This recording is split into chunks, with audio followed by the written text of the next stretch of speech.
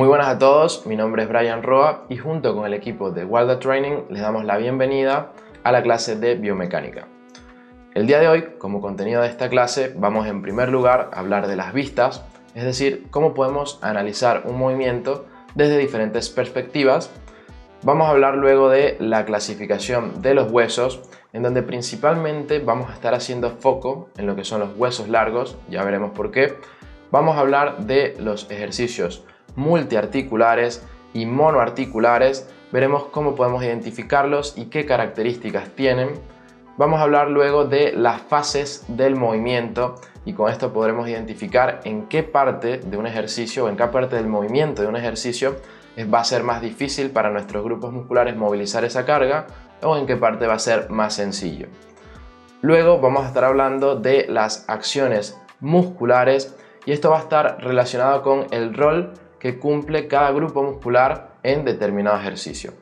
Luego estaríamos hablando un poco de los movimientos articulares, en donde acá vamos a ver los movimientos que pueden realizar nuestras articulaciones tanto sin carga como al utilizar una carga. Y finalmente vamos a juntar todo este conocimiento que habíamos visto en los puntos anteriores para poder hablar de los patrones primarios de movimiento, que vamos a ver que nos van a permitir hacer una gran clasificación de todos los ejercicios. Así que vamos a empezar. Antes de avanzar con lo que sería el análisis de los diferentes movimientos y las articulaciones y grupos musculares, vamos a hablar un poco de algo más básico, como lo son las vistas. Básicamente estas lo que van a hacer es permitirnos analizar los grupos musculares y movimientos desde diferentes perspectivas. Entonces, si hablamos de la parte frontal de nuestro cuerpo, de analizar esos movimientos de grupos musculares desde la parte frontal, estaríamos refiriéndonos a una vista anterior. Si analizamos los movimientos o grupos musculares desde un lado, estaríamos refiriéndonos a la vista lateral.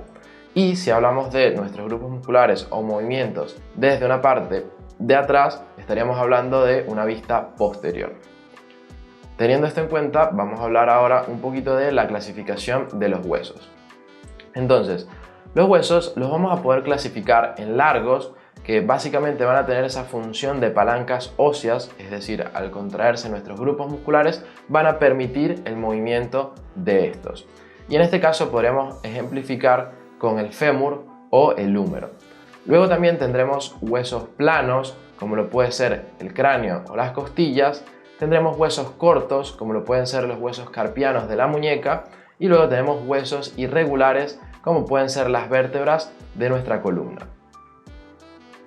Bien, teniendo en cuenta esto, ya habiendo hablado un poco de sobre todo esos huesos largos que van a tener cierta función como palancas óseas, podemos empezar a hablar un poco de lo que serían los ejercicios o los movimientos multi y monoarticulares.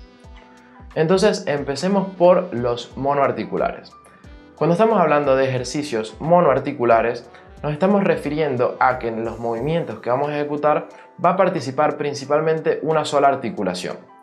Entonces, esto lo que va a causar es que la fatiga que se va a producir va a ser menor, porque debemos entender que mientras menos articulaciones estemos movilizando y por lo tanto menos grupos musculares se estén reclutando, la fatiga a nivel central que se va a estar produciendo va a ser más baja. Y la fatiga en tal caso que se va a producir va a ser mucho más específica en ese grupo muscular que va a ser el encargado de movilizar esa articulación en específico. Entonces, por lo tanto, como segundo punto diríamos que van a tener menor fatiga central. Luego, van a tener por lo tanto también un menor reclutamiento de grupos musculares, como bien acabo de comentar, ya que va a ser un trabajo mucho más específico.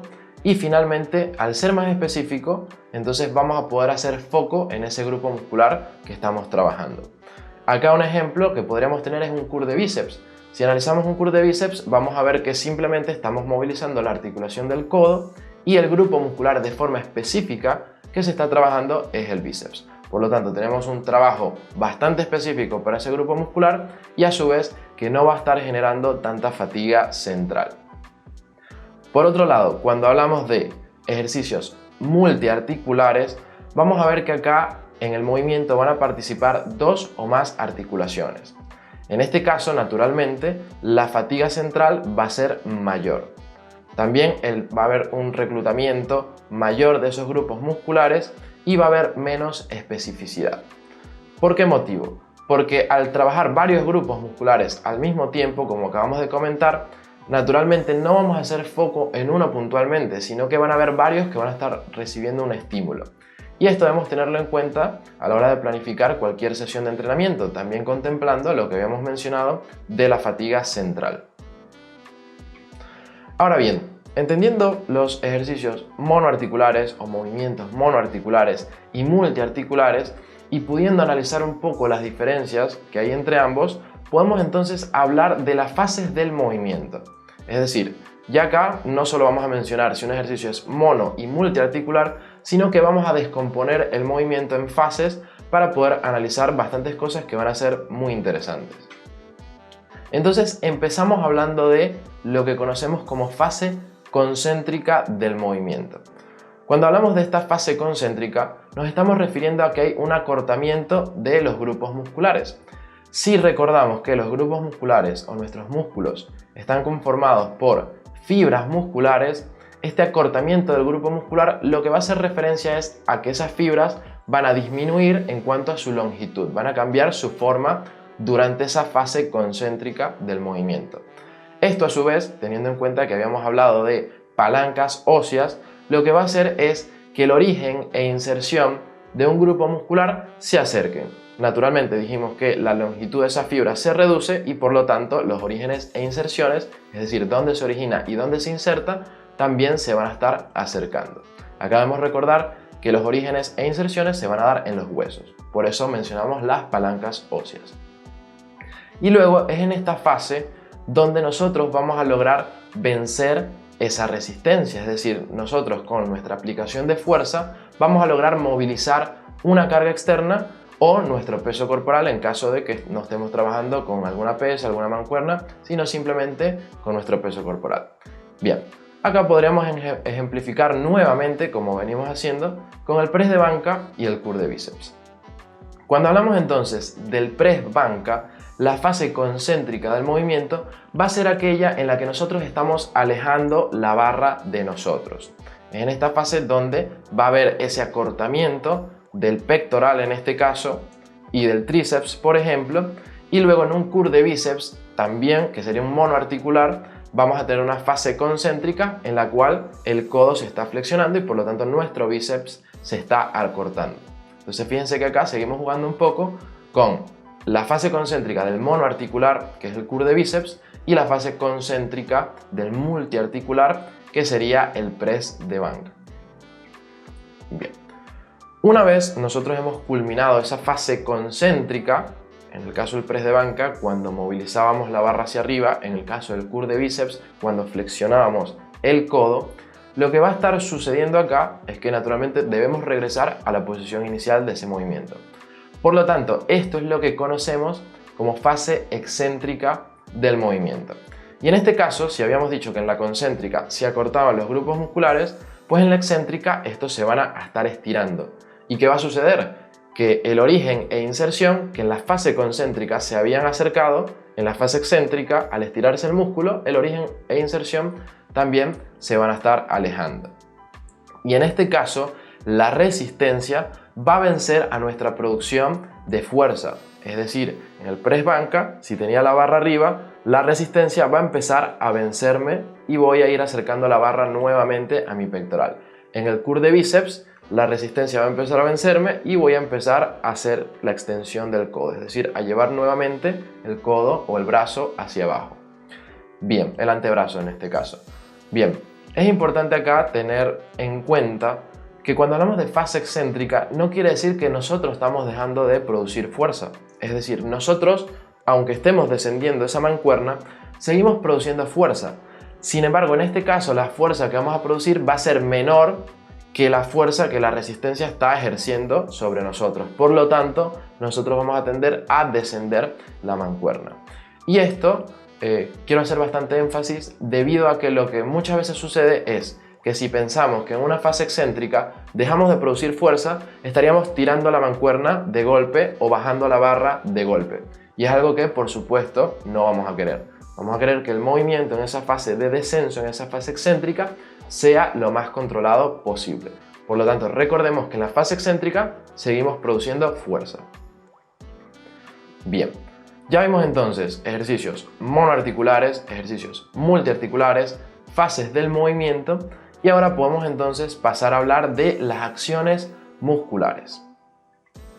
Bien, cuando hablamos entonces de acciones musculares, vamos a tener a los protagonistas o agonistas, vamos a tener a los sinergistas, vamos a tener a los antagonistas y vamos a tener a los estabilizadores o fijadores. Entonces, volvamos nuevamente con nuestros ejemplos, press de banca y curl de bíceps. Empecemos con press banca. Bien, cuando hablamos de un press de banca, el músculo protagonista o agonista, es decir, ese músculo que va a ser el principal encargado de ejecutar ese movimiento, va a ser el pectoral. Entonces, el pectoral sería nuestro músculo protagonista o agonista. Ahora bien, durante un press banca, como dijimos que era un ejercicio multiarticular, iban a participar varios grupos musculares. Por lo tanto, no solo el pectoral iba a ser el encargado de ejecutar ese movimiento, sino que en este caso también vamos a tener al deltoides, específicamente la parte anterior, y vamos a tener al tríceps. Entonces, ¿qué serían el deltoides y el tríceps? Serían músculos sinergistas, es decir, músculos que van a estar ayudando al pectoral para que nosotros podamos realizar ese movimiento. Luego, ¿qué va a suceder? Que vamos a tener a los antagonistas. En el caso del press banca, van a haber grupos musculares que van a estirarse cuando nosotros estamos contrayendo el pectoral, el deltoides anterior y el tríceps. ¿Cuáles van a ser estos grupos musculares? En este caso va a ser el deltoides posterior, es decir, la parte posterior de este músculo deltoides. Luego vamos a tener al bíceps, que también se va a estar estirando, y luego vamos a tener al dorsal ancho, que también se va a estar estirando. Entonces, la función que van a cumplir estos tres últimos que acabo de mencionar es la de estirarse para permitir que los otros puedan acortarse, contraerse en forma concéntrica, ¿ok? Y luego también tendríamos a estabilizadores o fijadores, que van a ser otros grupos musculares que no van a estar produciendo movimiento de alguna articulación, sino que simplemente se van a mantener contraídos, permitiendo que los otros grupos musculares, como pueden ser los protagonistas, puedan actuar. Bien, en este caso en el press banca podríamos hablar del trapecio o podríamos hablar de los romboides, que se van a estar contrayendo para que nuestras escápulas se mantengan en depresión, es decir, retracción y depresión. Y esto precisamente lo que va a hacer es que podamos ejecutar el movimiento con mucha mejor técnica, de forma más eficiente y siempre buscando reducir ese riesgo de lesiones. Ahora bien, hablemos también del bíceps, del curl de bíceps. En este caso, cuando hablamos de ese curl de bíceps, el protagonista o agonista naturalmente va a ser el bíceps braquial. Cuando hablamos de sinergistas, es decir, el que va a colaborar a ese movimiento, podemos hablar de el braquial anterior. Cuando hablamos de antagonista, podemos hablar del tríceps, que mientras el bíceps se está contrayendo de forma concéntrica, el tríceps se está estirando. Y luego, como estabilizadores o fijadores, por supuesto que acá va a estar toda la musculatura del core, permitiéndonos mantener esa postura y ejecutar el movimiento entonces de forma eficiente. Bien, ahora vamos a estar hablando entonces un poco de lo que serían los movimientos articulares. Es decir, ya hablamos de los monoarticulares y multiarticulares, ya hablamos de las fases del movimiento, ejemplificamos un poco con lo que sería el press banca, el curl de bíceps. Ahora es importante que entendamos cuáles van a ser las funciones o qué movimientos van a poder ejecutar nuestras articulaciones. Entonces acá vamos a estar viendo las principales. Empezaremos hablando un poquito de lo que es el hombro, y cuando hablamos del hombro podemos hablar entonces de sus movimientos. El hombro va a ser capaz de realizar una flexión, una extensión y una hiperextensión desde una vista lateral. Recuerden que habíamos hablado un poquito de las vistas. Bueno, esto nos iba a servir para poder analizar estos movimientos. La vista lateral también la podemos considerar lo que sería un plano sagital. Bien, el hombro también va a poder realizar una retropulsión y antepulsión, también desde una vista lateral o plano sagital. Va a poder realizar una rotación externa y una rotación interna desde una vista anterior, o lo que podría ser un plano frontal, va a poder realizar una abducción, con B, abducción, una aducción desde una vista anterior, es decir, un plano frontal, va a poder realizar también una extensión, hiperextensión y una flexión desde una vista horizontal, o lo que sería un plano transversal, y va a poder realizar una circunducción, que básicamente va a ser la combinación de flexión, extensión, abducción y aducción. Bien, una vez entendiendo los movimientos que puede realizar la articulación del hombro, vamos a analizarlos ahora con carga. Es decir, ¿qué sucede si nosotros hacemos algunos de estos movimientos con una carga externa, como lo puede ser una mancuerna? Bien, entonces, vamos a hablar de lo que sería la flexión de hombro en fase concéntrica, ¿ok? Entonces, ¿qué ejercicio podemos nosotros pensar o podemos visualizar cuando hablamos de una flexión de hombro en fase concéntrica? Bueno, tendríamos como ejercicio los vuelos frontales, o lo que también conocemos como elevaciones frontales, en donde el movimiento en fase concéntrica va a ser una flexión de hombro, y que lo podemos analizar desde una vista lateral, ¿ok? El grupo muscular principalmente encargado de este movimiento va a ser el deltoides anterior, es decir, va a ser el que al momento de realizar esa flexión de hombro se va a contraer de forma concéntrica. Pasemos ahora a ver otro ejercicio con carga. En este caso vamos a hablar de una abducción de hombro en fase concéntrica. Entonces, como ejercicio escogemos los vuelos laterales, o también conocidas como elevaciones laterales, en los cuales el movimiento en fase concéntrica va a ser una abducción de hombro. Esto lo podemos analizar desde una vista anterior. Y el grupo muscular que va a estar principalmente encargado de ejecutar este movimiento, recordemos, en fase concéntrica, va a ser el deltoides lateral, o mejor dicho, la parte lateral de ese músculo deltoides. Bien, ahora pasaríamos a hablar un poco de lo que es el codo. Vamos a estar viendo también los movimientos que puede realizar el codo, y luego vamos a estar analizando esos mismos movimientos con carga en su fase concéntrica. Entonces, empecemos simplemente con los movimientos. Cuando hablamos del codo, vamos a poder analizar que el codo puede realizar una flexión lateral, es decir, desde una vista lateral, puede realizar una extensión también desde una vista lateral, puede realizar una pronación desde una vista anterior y puede realizar una supinación desde una vista anterior. Bien, ahora analicemos algunos de estos movimientos, pero con carga.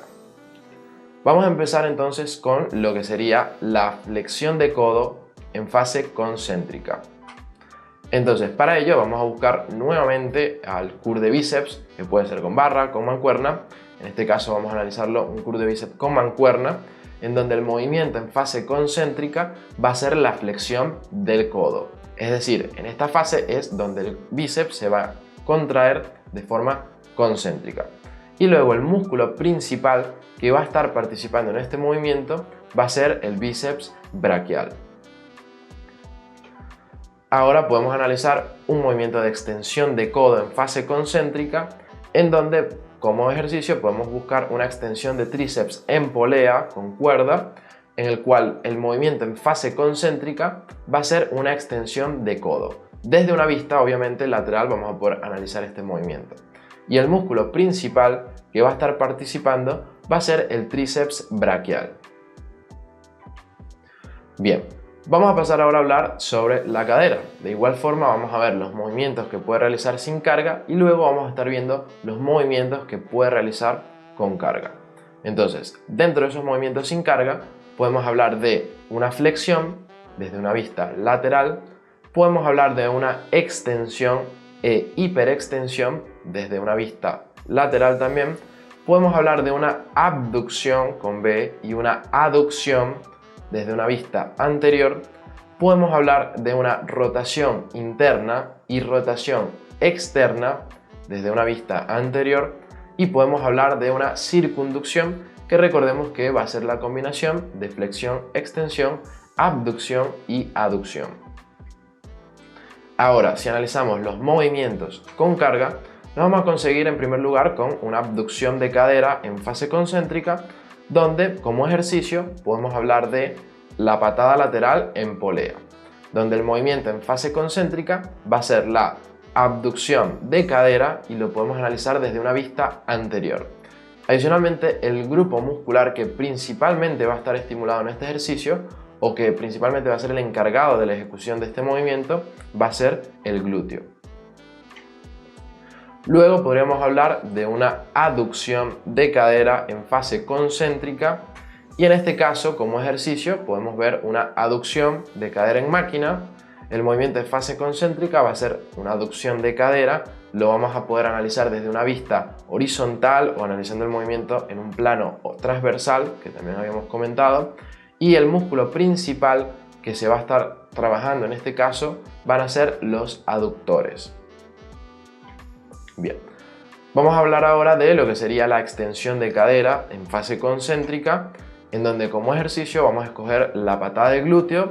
En este caso el movimiento en fase concéntrica va a ser una extensión de cadera desde una vista lateral. En este caso si subimos bastante la pierna, si la llevamos bastante atrás, podríamos incluso hablar de una hiperextensión de cadera. Luego los músculos principales estimulados en este caso, el músculo principal va a ser el glúteo. Ahora pasamos a hablar un poco de lo que sería la rodilla. También vamos a estar analizando un poco los movimientos que puede realizar sin carga y luego los movimientos con carga en fase concéntrica.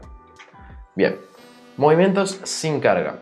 Vamos a estar hablando de la flexión desde una vista lateral, vamos a hablar de la extensión de una vista lateral, de la rotación interna de una vista anterior y de la rotación externa desde una vista anterior también. Bien, ahora si pasamos a analizar los movimientos con carga, nos vamos a conseguir con una extensión de rodilla, por ejemplo, en fase concéntrica, en donde el ejercicio que vamos a escoger va a ser la camilla de cuádriceps, donde el movimiento en fase concéntrica va a ser una extensión de rodilla y lo vamos a poder analizar desde una vista lateral. El músculo principalmente estimulado en este caso va a ser el cuádriceps. Pasamos ahora a ver una flexión de rodilla en fase concéntrica, en donde podemos hablar de la camilla de isquiosurales. El movimiento en fase concéntrica va a ser una flexión de rodilla que podemos analizar desde una vista lateral. El músculo principal va a ser el isquiosural. Bien, ahora pasaríamos a hablar un poco de las muñecas, en donde vamos a ver en primer lugar lo que serían los movimientos sin carga. En este caso vamos a poder encontrarnos con una flexión desde una vista lateral o lo que también podríamos ver desde un plano sagital. Vamos a hablar de una extensión e hiperextensión lateral desde una vista lateral. Vamos a hablar de una abducción de lo que podemos analizar desde una vista anterior y de una aducción que también podemos visualizar con una vista anterior. Bien, cuando hablamos entonces de los movimientos con cargas, en este caso vamos a hablar de la flexión de muñeca en fase concéntrica, donde nos podemos conseguir como ejercicio al curl de antebrazos en supinación, antebrazo en supinación. El movimiento en fase concéntrica en este caso sería una flexión de muñeca que podemos analizar desde una vista lateral y los músculos principales en este caso van a ser los palmares y flexores de los dedos. Bien, luego podemos hablar de una extensión de muñeca en fase concéntrica, en la cual como ejercicio vamos a tener un curl de antebrazos en pronación. En este caso es el mismo ejercicio que el anterior, solo que la posición en la que vamos a sujetar la barra y en la que vamos a movilizar nuestra muñeca va a cambiar. En este caso el movimiento en fase concéntrica va a ser una extensión de muñeca que podemos analizar desde una vista lateral y como músculos principales podemos mencionar al extensor común de los dedos, al primer y segundo radial y al cubital posterior. Bien, pasamos ahora a hablar del tobillo, en el cual en cuanto a movimientos sin carga vamos a observar que puede realizar una flexión dorsal que podemos ver con una vista lateral, una flexión plantar también desde una vista lateral, una abducción desde una vista anterior, una aducción desde una vista anterior y una pronación y supinación desde una vista anterior. Bien, ahora, hablando de movimientos con cargas, podemos hablar entonces de lo que sería la flexión plantar en fase concéntrica, en la que como ejercicio escogimos un ejercicio de gemelos en máquina, en donde el movimiento en fase concéntrica va a ser una flexión plantar de tobillo, la cual podemos ver o analizar desde una vista lateral. El músculo principal en este caso va a ser el gastrocnemio y luego el sóleo. Y finalmente estaríamos hablando en cuanto a lo que son los movimientos, a los movimientos del tronco. En este caso vemos que el tronco va a ser capaz de realizar una flexión, una extensión, una flexión o inclinación lateral y una rotación. ¿Ok? Entonces acá como ejercicios, viendo cada uno de estos movimientos, vamos a poder escoger como, en primer lugar, mejor dicho, un crunch abdominal, en el cual el movimiento en fase concéntrica va a ser una flexión de tronco. Y el músculo principal estimulado, encargado de la ejecución de este crunch abdominal va a ser el recto abdominal. Luego podríamos tener como ejercicio un Russian twist, en el cual el movimiento en fase concéntrica va a ser una rotación de tronco y el músculo principal va a ser el oblicuo mayor y menor. Y finalmente, si hablamos de la inclinación lateral, podemos tener como ejercicio una inclinación lateral con mancuerna, en la cual el movimiento en fase concéntrica va a ser inclinación lateral y el músculo principal también va a ser el oblicuo mayor y menor. Habiendo entendido entonces lo que son los ejercicios mono y multiarticulares, las fases del movimiento, entendiendo lo que es la fase concéntrica y excéntrica, habiendo también hablado un poco de el protagonismo o de la acción que va a cumplir cada grupo muscular en diferentes movimientos, cuando hablamos de agonistas, protagonistas, sinergistas, antagonistas y estabilizadores, es decir, el rol que va a estar cumpliendo cada grupo muscular en un determinado ejercicio, y luego también habiendo analizado los movimientos de las articulaciones sin carga y con carga en fase concéntrica, nos encontramos con que tenemos un montón de opciones, un montón de movimientos y un montón de formas de trabajar nuestros grupos musculares. Y justo en este momento es donde aparecen los patrones de movimiento que nos van a ayudar a agrupar y a clasificar estos movimientos. Entonces, para ello vamos a empezar a hablar un poco de lo que sería la definición y la clasificación. Cuando hablamos entonces de la definición de patrones de movimiento, nos conseguimos con que estos patrones nos van a permitir agrupar movimientos y ejercicios que, aunque no son exactamente iguales, estimulan los mismos grupos musculares, ya sea en mayor o en menor medida. Entonces, si yo tengo un press de banca y luego tengo unas flexiones y analizo los movimientos, me voy a encontrar con que en ambos trabajo el pectoral, el deltoides anterior y el tríceps, pero si analizamos vemos que son ejercicios diferentes. Sin embargo, luego vamos a ver que podemos agruparlos hacia un mismo patrón porque estimulan los mismos grupos musculares. Pero a su vez, si yo luego agarro esas flexiones y las comparo con un press militar, me voy a encontrar con que los grupos musculares estimulados también son los mismos, pero el estímulo que recibe cada grupo muscular va a cambiar. Si yo voy y me coloco a hacer flexiones, me doy cuenta que voy a sentir mucho el pectoral. Pero si luego me voy a hacer press militar, voy a sentir mucho el deltoides anterior. Aunque en las flexiones también estoy trabajando el deltoides anterior, no lo siento tanto. Entonces fíjense que van cambiando un poco los ejercicios y el estímulo que hay en cada grupo muscular, pero lo que sucede es que los grupos musculares estimulados son los mismos. Entonces para esto vamos a hablar de esos patrones de movimiento y para esto vamos a estar viendo también la clasificación para poder identificar cómo agruparlos y luego no estar pensando directamente en qué grupos musculares trabaja un ejercicio de forma puntual, sino directamente reconocer qué patrón de movimiento pertenece y a partir de eso ya voy a identificar qué músculos estoy trabajando. Bien, entonces, ¿cómo podemos clasificar nosotros estos patrones de movimiento? Bien, en primer lugar podemos clasificarlos en empujes, tracciones, cambios de nivel y luego vamos a estar hablando un poco de la zona media y desplazamientos. Entonces, empecemos hablando de los empujes. Cuando hablamos de un empuje, es algo bastante sencillo de entender porque básicamente va a consistir en alejar un objeto de nosotros o alejarnos nosotros de un objeto inamovible. Si acá volvemos a lo que sería nuestro ejemplo de la flexión, lo que vamos a ver es que en la flexión nos estamos alejando del suelo, un objeto inamovible, y en un press banca estamos alejando una barra de nosotros. Básicamente es eso, alejar un objeto de nosotros o nosotros alejarnos de un objeto. ¿Qué grupos musculares van a estar implicados en este empuje? Recuerden que habíamos comentado que una característica de los patrones de movimiento era precisamente que nos iban a permitir identificar los grupos musculares que se están trabajando en diferentes ejercicios. Entonces, cuando hablamos de empujes, los grupos musculares estimulados van a ser el pectoral mayor, va a ser el deltoides anterior y lateral, vamos a tener el tríceps braquial y vamos a tener el serrato.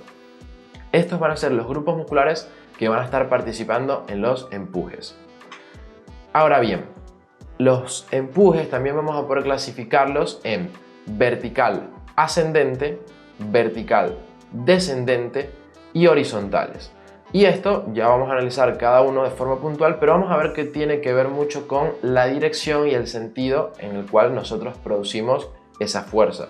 Si hablamos de vertical ascendente, precisamente la dirección en la que producimos la fuerza es vertical, y hablamos de ascendente debido a que la fuerza la aplicamos hacia arriba. Si hablamos de vertical descendente, la fuerza que vamos a aplicar va a seguir siendo vertical, pero la vamos a estar aplicando hacia abajo. Y cuando hablamos de horizontal, también vamos a observar que va a ser un empuje, vamos a aplicar una fuerza en sentido horizontal, es decir, cuando alejamos ese objeto de nuestra línea media. Entonces, empecemos hablando de un empuje vertical ascendente. En este caso podemos colocar como ejemplo un press militar. Es un empuje vertical ascendente porque el sentido de la fuerza va a ir hacia arriba. Adicionalmente, los movimientos que van a estar haciendo nuestras articulaciones en este caso van a ser una flexión y aducción del hombro y por otro lado una extensión de codo. Y si recordamos, esto es lo que va a caracterizar a estos movimientos, digamos, de estas articulaciones, a que se impliquen esos grupos musculares que habíamos comentado anteriormente. Cuando hablamos entonces de un empuje vertical descendente, nos podemos conseguir con los fondos en paralelas, en los cuales el empuje va a tener un sentido de la fuerza hacia abajo, es decir, nosotros vamos a buscar empujar hacia abajo para poder ejecutar esos fondos en paralela. En este caso, los movimientos que se van a estar realizando en nuestras articulaciones van a ser una flexión y aducción del hombro y una extensión del codo. Luego, si hablamos entonces de un empuje horizontal, como ejemplo vamos a conseguirnos el press banca y también las lagartijas, que es lo que hemos ejemplificado al inicio cuando explicábamos un poco estos empujes, en donde el empuje va a ser con un sentido de la fuerza hacia adelante, es decir, alejando ese objeto de nuestra línea media. En este caso, los movimientos de nuestras articulaciones van a ser la flexión y la aducción del hombro y luego la extensión de codo. Recordemos que con el press banca y las flexiones, lo que va a estar sucediendo es que en el press banca voy a estar alejando un objeto que puedo precisamente mover, mientras que en las flexiones no puedo mover el suelo, por lo tanto yo me estoy alejando de este suelo, es decir, el suelo es inamovible, mientras que la barra es perfectamente movible. Bien, luego de entender los empujes pasaríamos a nuestro siguiente patrón de movimiento, que son las tracciones. En las tracciones, como definición, va a ser justo lo contrario al empuje. En el empuje habíamos dicho que alejábamos un objeto de nosotros, y en las tracciones vamos a ver que queremos acercar un objeto hacia nosotros o acercarnos nosotros hacia un objeto inamovible. En este caso serían las dominadas, pero ya lo vamos a estar ejemplificando más adelante. Bien, ¿qué grupos musculares se van a estar implicando en estas tracciones? Bueno, vamos a conseguir a los dorsales, vamos a conseguir a los trapecios, vamos a conseguir al redondo mayor y menor, vamos a conseguir al infraespinoso, vamos a conseguir al deltoides posterior, es decir, la parte posterior del deltoides, y luego al bíceps. Bien, en este caso también estas tracciones van a poder clasificarse a su vez, van a tener una subdivisión. Y en este caso vamos a hablar de las tracciones que van a ser verticales ascendentes, las tracciones que van a ser verticales descendentes y las tracciones que van a ser horizontales. Al igual que con empuje, acá va a suceder lo mismo. Las verticales ascendentes van a ser aquellas en donde la fuerza va a ser producida en una dirección vertical y con sentido hacia arriba. Las verticales descendentes, la fuerza también va a ser producida en una dirección vertical, pero con un sentido descendente, es decir, vamos a aplicar la fuerza hacia abajo. Y finalmente vamos a tener las horizontales, en donde nosotros vamos a tratar de acercar un objeto a nuestra línea media. Entonces empecemos ejemplificando lo que serían las tracciones verticales ascendentes. En este caso, como ejemplo, podemos colocar al remo al mentón, en donde va a ser una tracción con sentido de la fuerza hacia arriba, es decir, vamos a tratar de producir la fuerza hacia arriba para poder movilizar esa resistencia o esa carga. Bien, luego vamos a conseguir como movimiento la abducción del hombro y luego también la flexión del codo. Luego tendríamos como tracción vertical descendente, como ejemplo, el jalón al pecho, y aquí también podríamos meter las dominadas. En este caso va a ser una tracción con sentido de la fuerza hacia abajo, es decir, vamos a tratar de aplicar la fuerza hacia abajo. Va a tener como movimiento una extensión y aducción de hombro y adicionalmente una flexión de codo. Acá también volvemos a ejemplificar con el jalón al pecho y las dominadas, porque en el jalón al pecho estamos acercando un objeto hacia nosotros, pero en las dominadas, al utilizar una barra que es inamovible, estamos nosotros acercándonos a este objeto. Los grupos musculares van a ser exactamente los mismos en ambos movimientos y están totalmente relacionados a los grupos musculares que vimos al inicio de la tracción. Bien, y como tracción horizontal podríamos ejemplificar con un remo con barra, en el cual va a ser una tracción con sentido de fuerza hacia nosotros, básicamente acercando esa fuerza hacia nosotros, que de acuerdo a cómo estemos posicionados podríamos considerarla como hacia arriba, es decir, si en el remo con barra, al nosotros estar posicionados de forma horizontal, esa tracción o ese sentido de la fuerza va a ir hacia arriba. Entonces, en este caso, como movimientos, vamos a conseguirnos con la extensión y aducción del hombro y la flexión del codo. Bien, teniendo en cuenta esto, ya entendimos un poco lo que serían las tracciones, podemos pasar a hablar de lo que serían los cambios de nivel. Y cuando hablamos de cambios de nivel, podemos hablar de que básicamente va a ser un cambio de nivel del centro del cuerpo con predominancia en las rodillas o cadera. Entonces, ya aquí vamos viendo que cuando hablamos de cambio de nivel, podemos hablar de predominancia de rodilla o predominancia de cadera, es decir, va a haber más participación de los movimientos de flexión y extensión de rodilla o más participación de los movimientos de flexión y extensión de la cadera. ¿Qué grupos musculares van a estar implicados en lo que sería el cambio de nivel con predominancia en la rodilla? Vamos a conseguirnos al recto femoral, al cuádriceps, al sartorio, al tensor de la fascia lata. Luego vamos a tener también, aunque en menor medida, al glúteo. Y luego es muy importante entender que vamos a tener lo que conocemos como isquiosurales, que serían el bíceps femoral, el semitendinoso y semimembranoso. Ahora bien, acá hay que hacer una aclaración bastante importante. Estos últimos tres grupos musculares pertenecientes a isquiosurales, es decir, repito, bíceps femoral, semitendinoso y semimembranoso, aunque van a tener cierta activación en los movimientos de cambio de nivel con predominancia en la rodilla, que tenga activación no quiere decir que tengan una capacidad de producción de fuerza eficiente.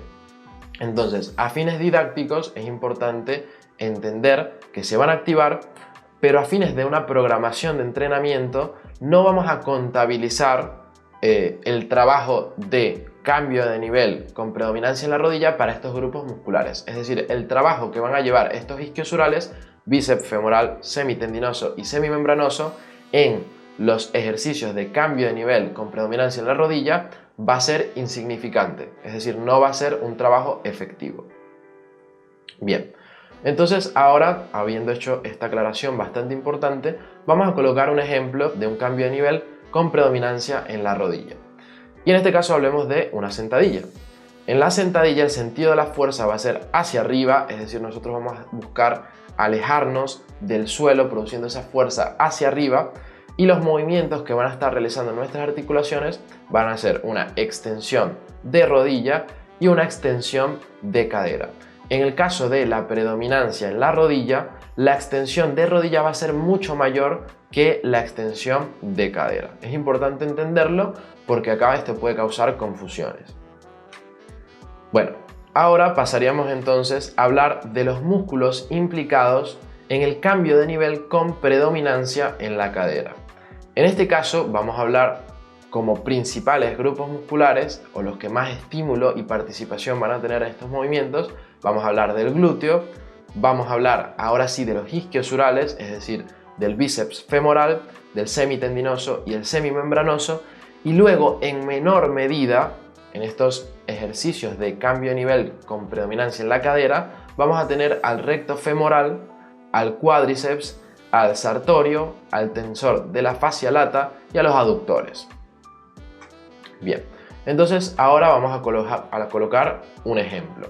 En este caso hablaríamos de un peso muerto rumano en el cual el sentido de la fuerza va a ser hacia arriba y también va a haber una extensión de cadera y una extensión de rodilla. Y aquí alguien se puede preguntar, bueno, pero básicamente son los mismos movimientos que se están dando en la sentadilla. Sí, sin embargo, como habíamos recordado cuando hablamos de sentadilla, en este caso la extensión de cadera va a ser mucho mayor y la extensión de rodilla va a ser muy mínima en lo que es un peso muerto rumano. Por lo tanto, este ejercicio encaja dentro de ese cambio de nivel con predominancia en la cadera, y es porque vamos a realizar mucho más extensión de cadera que extensión de rodilla. En el caso anterior, cuando hablamos de la sentadilla, había mucha más extensión de rodilla que de cadera. Importante tener eso en cuenta porque es lo que va a permitir que diferenciemos un poco estos dos movimientos y podamos diferenciar entonces los patrones. Bien, y para finalizar debemos recordar que los patrones de movimiento tienen muchísimas clasificaciones.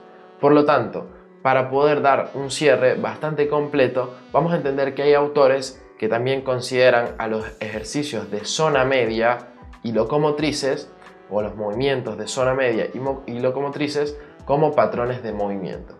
Cuando hablamos de zona media, podemos hablar de ejercicios de antiflexión, como lo puede ser un puente de glúteo, en el que la fuerza está buscando que flexionemos la cadera y nosotros, a través de esa contracción isométrica del glúteo, vamos a buscar mantener esa extensión de cadera.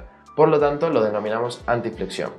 Luego podríamos hablar de los anti-extensión, en el cual podríamos mencionar a una plancha abdominal, en el cual la fuerza está buscando que hiperextendamos nuestra cadera y nosotros, con la correcta contracción de esos grupos musculares del core, vamos a tratar de mantener esa posición. Por eso lo denominamos anti-extensión.